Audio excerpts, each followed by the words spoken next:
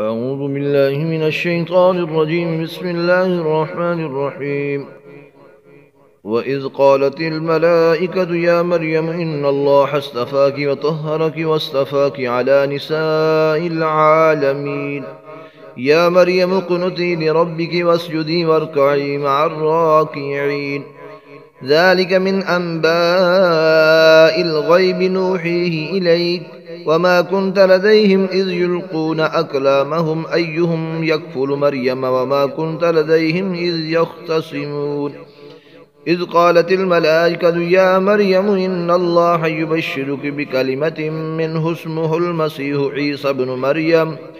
عيسى بن مريم وجيحا في الدنيا والآخرة ومن المقربين ويكلم الناس في المهد وكهلا ومن الصالحين.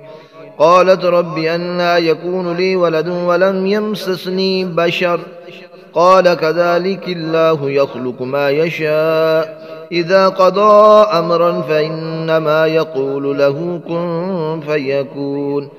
ويعلمه الكتاب والحكمة والتوراة والإنجيل ورسولا إلى بني إسرائيل أني قد جئتكم بآية من ربكم أني أخلق لكم من الطين كهيئة الطير فأنفخ فيه فيكون طيرا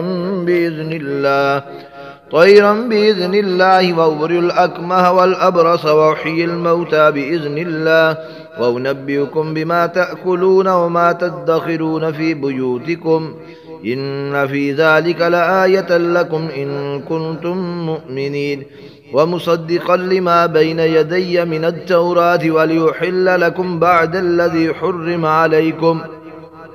حرم عليكم وجئتكم بآية من ربكم فاتقوا الله وأطيعون. إن الله ربي وربكم فاعبدوه هذا صراط مستقيم. فلما أحس عيسى منهم الكفر قال من أنصاري إلى الله قال الحواريون نحن أنصار الله آمنا بالله واشهد بأننا مسلمون.